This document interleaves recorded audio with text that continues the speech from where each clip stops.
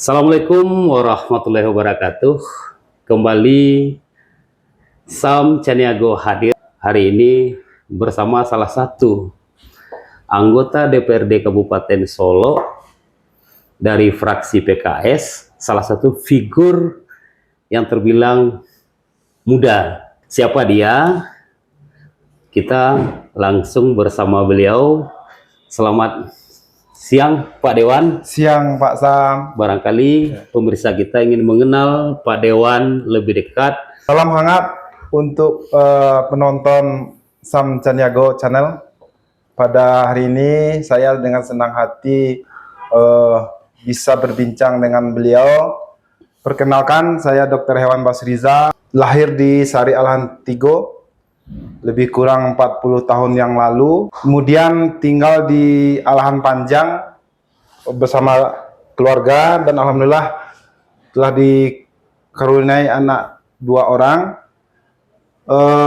Pada pileg kemarin alhamdulillah dikasih amanah oleh masyarakat Dapil 5 Kabupaten Solo sebagai anggota DPRD. Pak Dewan, Nagari Sari termasuk salah satu nagari yang masih masuk dalam kategori keterisolasian gitu. Yeah.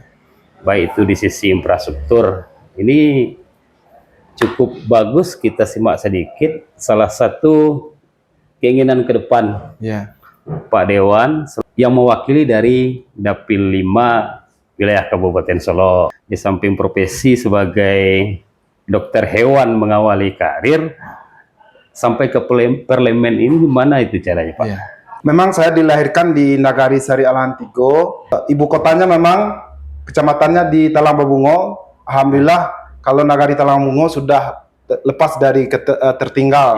Tapi khusus untuk Nagari Sari Alhantigo dan Sungabu, saya pikir seluruh orang Kabupaten Solo udah tahu Pak Sam. Ini adalah salah satu PR kita, nagari yang mesti bebas dari ketertinggalan gitu kan. Walaupun kalau kita lihat status 2 nagari ini sekarang sudah di nagari berkembang. Namun pada kenyataannya, terutama di fasilitas infrastruktur jalan ini benar-benar membuat 2 nagari ini begitu sedikit saja terjadi longsor atau terban di jalan kabupaten menuju 2 nagari ini, langsung 2 nagari ini terisolasi Pak Sam. Salah satu yang memotivasi saya sebenarnya masuk di dunia politik ini adalah keprihatinan terhadap nagari tempat lahir saya Pak Sam. 2 tahun yang lalu itu saya belum ada niat sama sekali masuk ke politik gitu kan. Makanya tidak ada jalan lain, kalau ingin berbuat lebih banyak untuk nagari, masuklah ke politik. Yakin dengan jalur politik lah aspirasi ini bisa disalurkan dan diperjuangkan.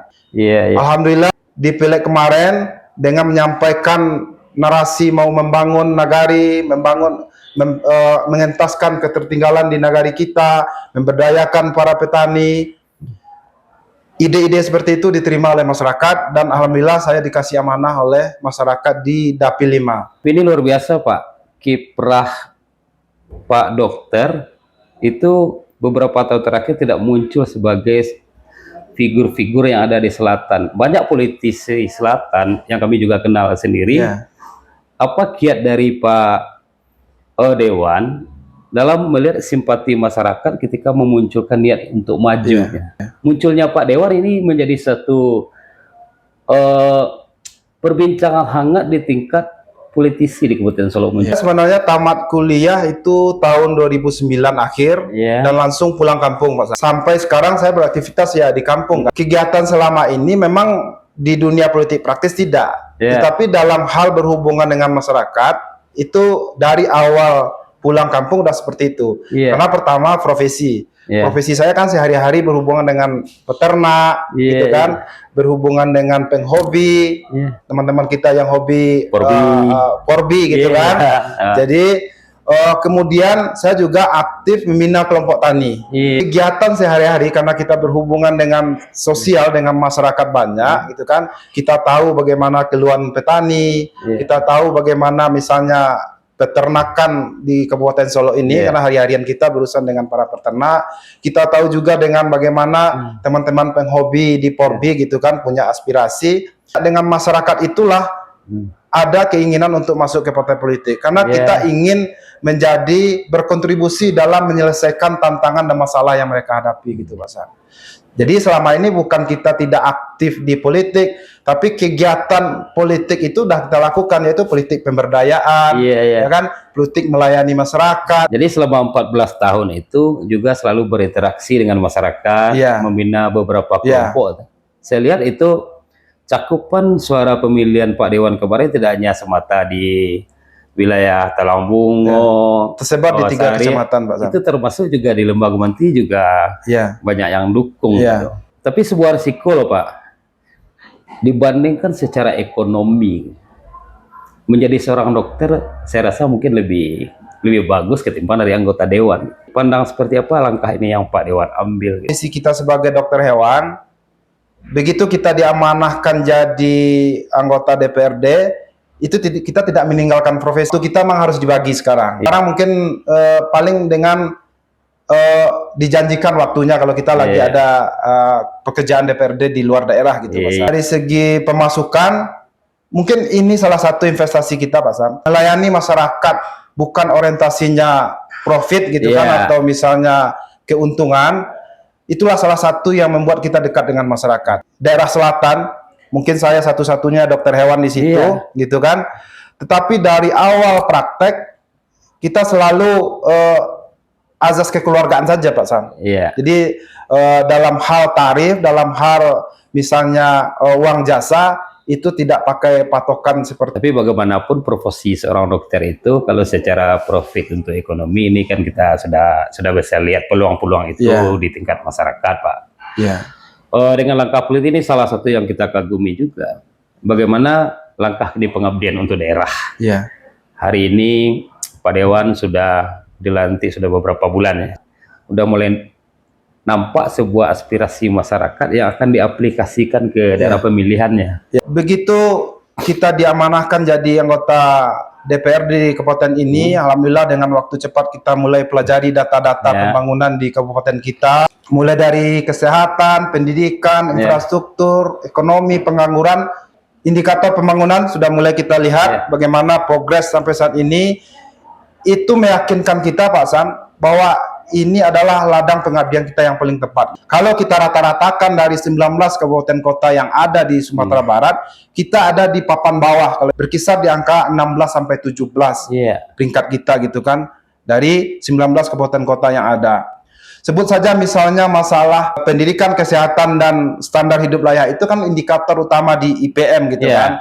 Kalau kita bedah masalah pendidikan, rata-rata orang Solo ini sekolah cuma 7,9 tahun. Itu artinya tidak selesai kelas 2 SMP Pak San. Belum lagi harapan sekolah. Ini kan tantangan Pak San. Bagaimana kita mau membangun kabupaten yang begitu besar potensi daerahnya, kalau pendidikan kita, rakyat kita di Kabupaten Solo begitu rendah. Sementara daerah adik-adik kita seperti daerah yang mekar dari kita tuh lebih maju gitu, daerah Pinamasraya, Solo Selatan, Kota Solo. Telah menerapkan sistem yang mengarah kepada wajib belajar 12 tahun. Begitu juga dengan kesehatan gitu kan. Nah, angka stunting kita masih tinggi, terendah. Standar hidup layak itu kan diukur pengeluaran per kapita masyarakat Kabupaten Solo itu kan lebih kurang 10 juta setahun. Kalau kita rata-ratakan 900.000 sebulan kan. Saya melihatnya sebagai tantangan Pak San.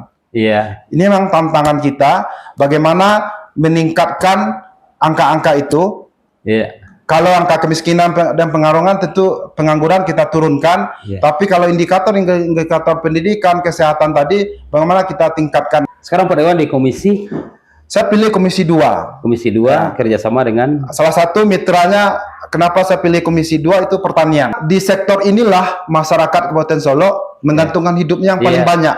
Mungkin di angka 70%. Bahkan gitu di atas kan? Malah 80%. Bahkan bisa kita katakan hampir seluruh masyarakat kita itu memang usahanya pertanian. Jadi dengan komisi 2 itu, ini cukup menarik kita ya. Melihat dari data BPS kemarin, dari IPM Kabupaten Solo berada di rating 17. Kita melihat satu harapan baru, Pak Dewan muda-muda juga banyak. Dengan hadirnya pemimpinnya hari ini kita juga akan habis berjuang bersama. Pak Dewan termasuk sukses mengantarkan dari John Firman Pandu sebagai pasangan bupati untuk 5 tahun mendatang. Iya, betul. Dan juga Mahyaldi Vasco untuk Sumatera Barat.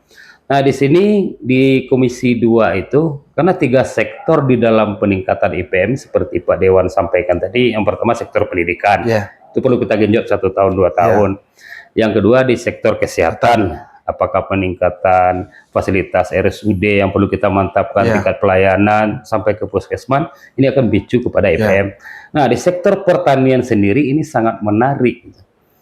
Apakah progol-progol nanti yang ada ide oleh Pak Dewan dalam berpikir petani di Kabupaten Solok itu, Pak?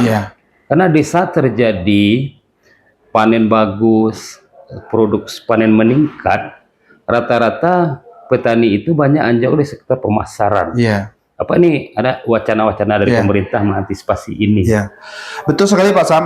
Kalau saya melihat masalah pertanian ini, memang saya kembali ke akar masalahnya Pak Sam, gitu kan. Setelah saya berdialog dengan banyak petani di Kabupaten Solok ini, gitu kan. Pertama, ini memang harus kita selesaikan di tingkat akarnya. Hanya bisa mengatakan bersawah itu hanya untuk lepas makan gitu. Kalau dia bertani hanya untuk lepas makan, nasibnya juga akan lepas makan. Kenapa saya mau memulai membangun pertanian ini dari cara berpikir petani kita? Karena itu akar masalahnya. Kalau kita lihat selama ini bantuan ada, bantuan alsintan ada, bantuan bibit ada, ya walaupun tidak seluruh petani kita bisa mendapatkan bantuan itu, tetapi masalahnya pola pikirnya masih belum berubah.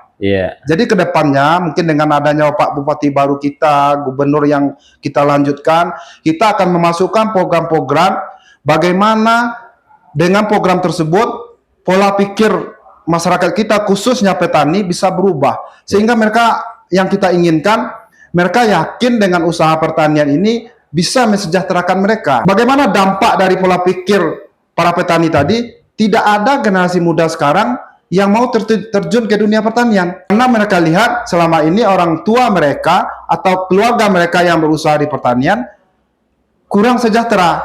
Dalam arti kata 7,9% masyarakat miskin yang ada di Kabupaten Solok itu kalau kita bedah lagi isinya adalah para petani. Mungkin ada yang buruh tani. Kita mau selesaikan karena kita kan seperti saya di profesi dokter hewan ini, kita dilatih, dididik, berpikir, mendiagnosa gitu kan.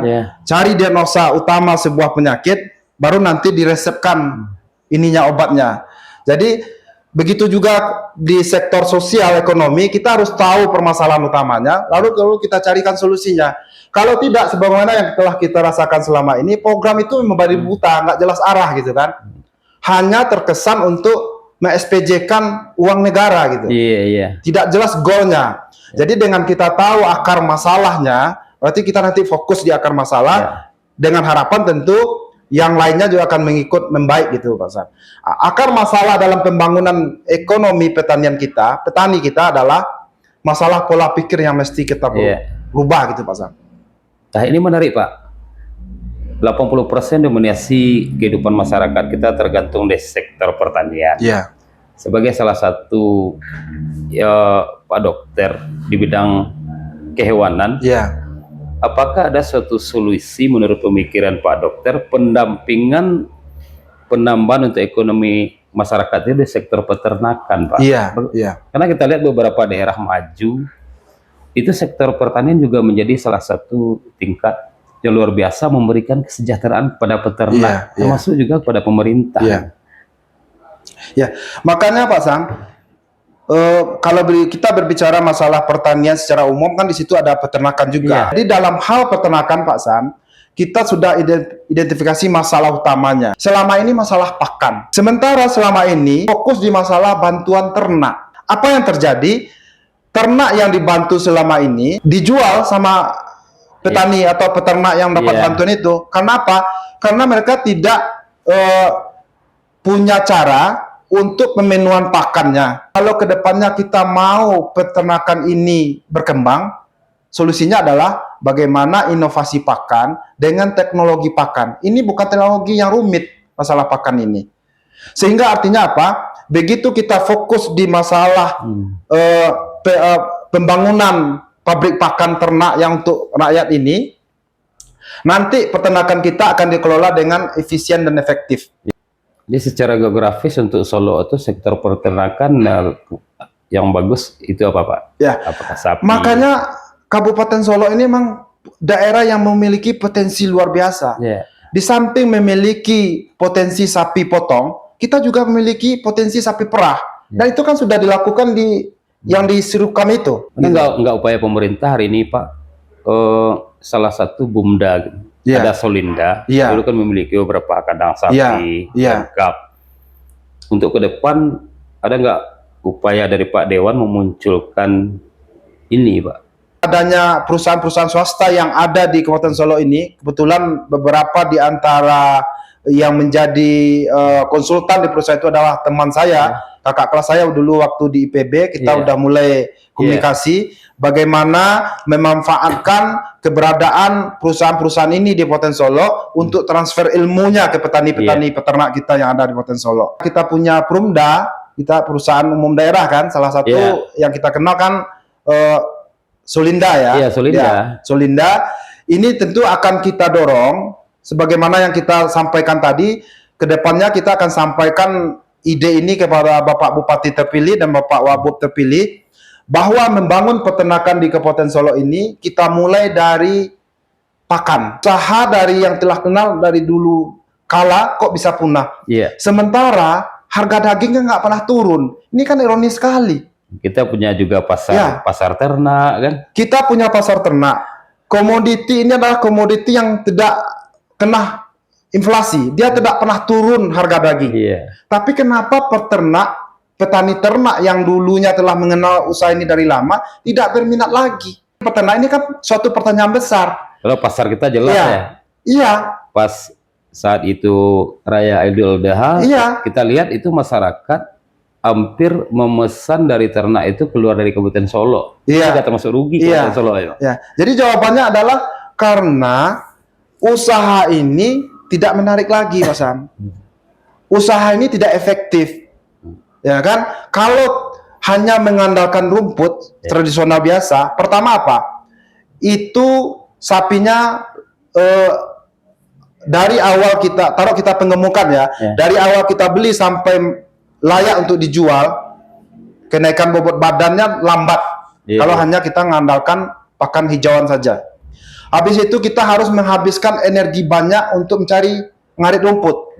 Ya kan? Nah, jadi sudah tidak efisien, tidak efektif. Ya, karena kita butuh waktu lama untuk membesarkan sapi, lalu misalnya kenaikan bobot badannya rendah, berarti ini kan tidak menguntungkan dari segi analisa usaha. Saya yakin Pak Sam, kalau misalnya kita terbiasa menyelesaikan masalah dari akarnya, insya Allah kita optimis ke depan, apapun masalah yang atau tantangan yang dihadapi oleh kita masyarakat Kabupaten Solo di bidang ekonomi apapun akan bisa kita selesaikan secara bertahap, Pak Sam. Luar biasa ini Pak Dewan.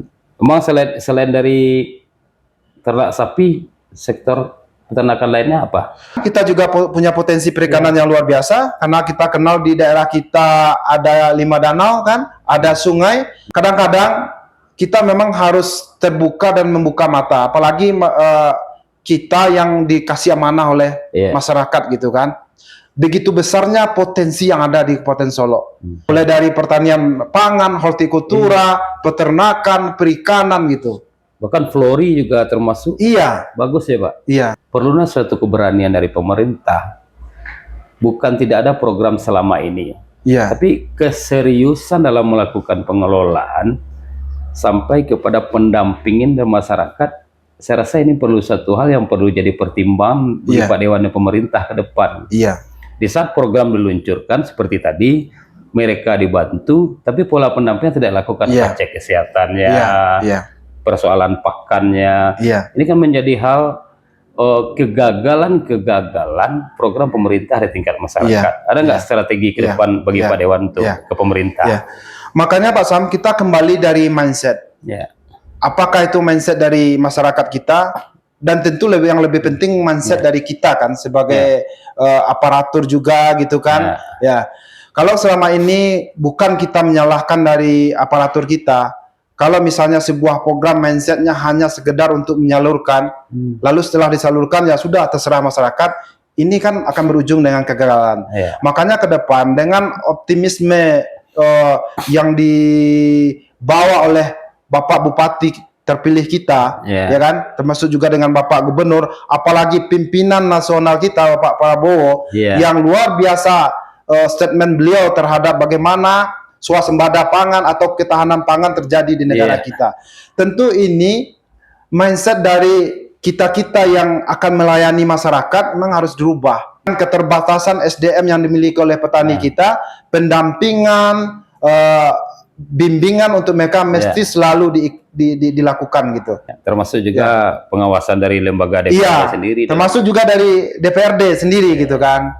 Kita mungkin berkaca dari masa lalu, bagaimana kita berharap Solo secara umum dengan banyak figur-figur muda, bupati, wakil bupati sekarang muda, kita memang menginginkan bagaimana Solo 5 tahun ke depan itu berubah total.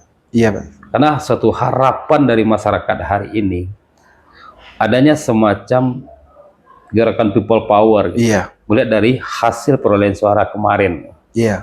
Ini cukup menjadi tantangan bagi pemerintah loh Pak, baik DPRD, baik pemerintahan kita untuk 5 tahun ke depan. Kalau untuk provinsi kita lihat, karena kita linear, itu ada beberapa program yang bagus. Ada Nagari Creative Hub, bagaimana Nagari menjadi salah satu objeknya pembangunan dari pemerintah, termasuk penyaluran dari keinginan dari Pak Mahyaldi dan Fasko itu. Adanya BKK Nagari dalam mendorong bagaimana perekonomian di Nagari itu menggeliat sesuai potensi yang ada. Ini memang tantangan berat Pak Dewan, karena selama ini kita lihat program hanya sebatas program, ya udah jalan, dari lapor Pak Dewan, tidak lagi peran pengawasan ini yang sangat penting Pak Dewan. Jadi semangat yang mudah-mudahan hari ini sangat tertampunglah harapan masyarakat, terutama sekali dari dapil Pak Dewan itu memang beberapa daerah yang perlu disentuh. Karena banyak seperti daerah itu bagaikan seorang gadis yang bangun tidur. Banyak mutiara yang terpendam. Kalau kita mampu memoles hari ini, akan menjadi suatu kebangkitan di tingkat masyarakat. Yang penting Pak Dewan selalu semangat, dan kami atas nama masyarakat juga melihat semangat yang mudah-mudahan hari ini, bagaimana di dalam sebuah kompetisi kemarin mendapat kepercayaan yang luar biasa di tingkat masyarakat. Jadi tanggung jawab juga semakin berat di masyarakat. Kemudian hari ini kita melihat kiprah Pak Dewan dalam mensukseskan pilkada kemarin ini juga cukup luar biasa. Yang pertama dalam menyampaikan program Mahyaldi Fasko, alhamdulillah itu masyarakat di wilayah Pak Dewan mayoritas sepakat untuk mendukung beliau, termasuk juga di Kabupaten Solo. Ini juga mungkin banyak masyarakat yang belum tersapa, banyak belum terjambangi di sela tugas akhir tahun sebagai anggota Dewan juga sibuk. Barangkali bisa melalui channel ini kita menyampaikan suatu pesan-pesan untuk masyarakat. Pak Sam, terima kasih atas kesempatannya. Kepada seluruh masyarakat Kabupaten Solo, tentu kami sampaikan, karena kita juga bagian dari tim sukses walaupun ini sudah disampaikan oleh Bapak Bupati dan Wakil Bupati terpilih, sama Bapak Gubernur dan Wakil Gubernur, namun kita yang juga sebagai ujung tombak selama ini, yang menyapa Bapak-Bapak, seluruh masyarakat selama ini, tentu kami sampaikan rasa terima kasih yang luar biasa kami kepada masyarakat.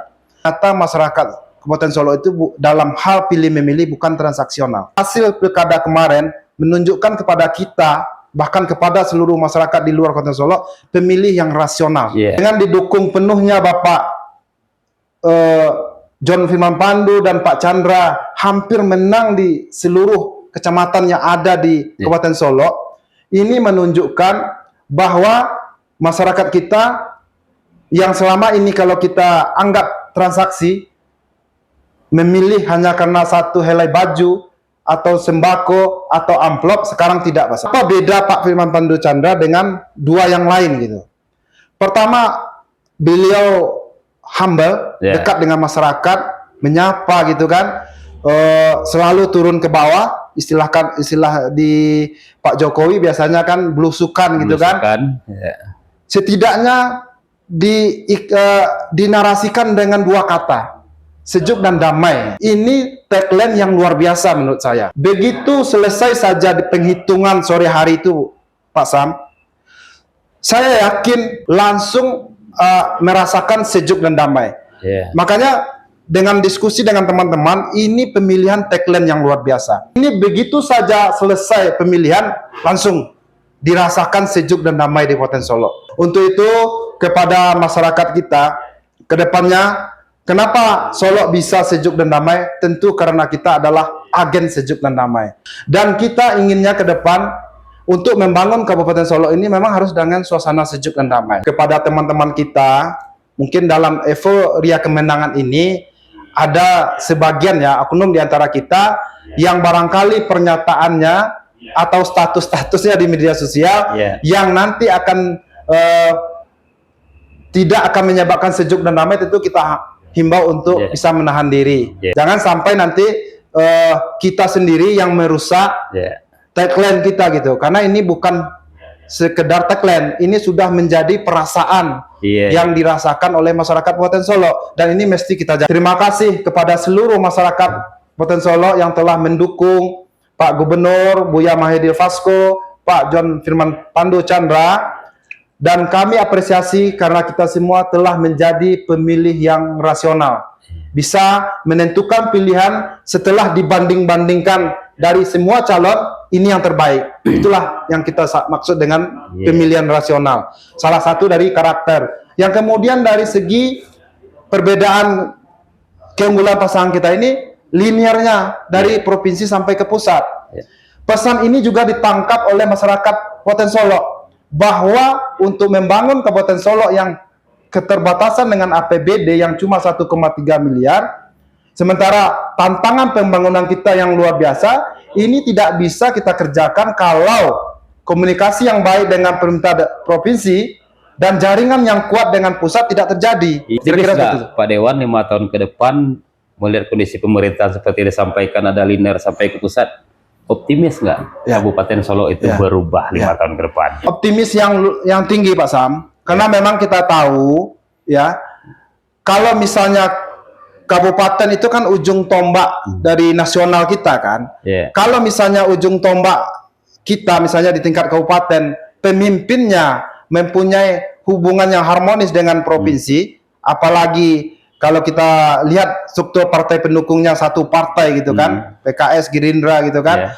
Begitu juga dengan pusat, tentu kue-kue pembangunan yang akan masuk ke Kabupaten Solo melalui jaringan tadi tentu akan lebih banyak. Kali dialog kita cukup panjang, nanti dalam perjalanan kita akan tetap menyuarakan edukasi ke masyarakat. Barangkali mungkin besok kita juga bisa fokus di sektor pertanian atau sektor peternakan.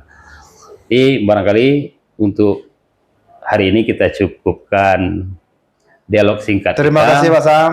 Baiklah pemirsa, sebelum kita closing, itulah sekilas dialog singkat kita dengan salah satu ya dari 35 anggota DPRD Kabupaten Solo, figur muda yang tampil yang penuh dengan semangat untuk merubah Kabupaten Solo ke arah yang lebih baik secara bersama-sama. Kebetulan beliau juga dari partai PKS yang hari ini juga pengusung gubernur, bupati, sampai ke pusat juga cukup luar biasa.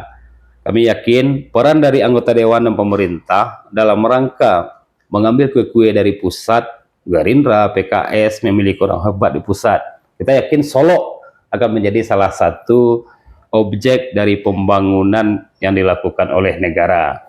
Termasuk semangat dari seluruh anggota dewan. Mudah-mudahan dengan kebersamaan ini terciptanya satu kesejukan dan kedamaian sesuai dengan tagline yang diangkat oleh pasangan Bupati John Firman Pandu Chandra yang dipilih oleh masyarakat. Barangkali itu kepada semua tim mungkin beliau telah menyampaikan untuk selalu menjaga kondusivitas menjelang dilantiknya pasangan calon JP Chandra, sehingga masa transisi dari pemerintahan ini bisa berjalan normal sampai pada waktu pelantikan. Cukup demikian. Kalau ada bahasa-bahasa yang kurang tepat atau kurang pas dialog kami hari ini, kami mohon maaf kepada seluruh pemirsa. Semua satu harapan, hari esok akan jauh lebih baik dari hari ini dan hari lalu. Terima kasih Pak Dewan. Terima kasih Pak Sam. Kita Kita siap untuk kepentingan rakyat. Iya, terima kasih ya Pak Sam Ya. atas dukungannya. Ya.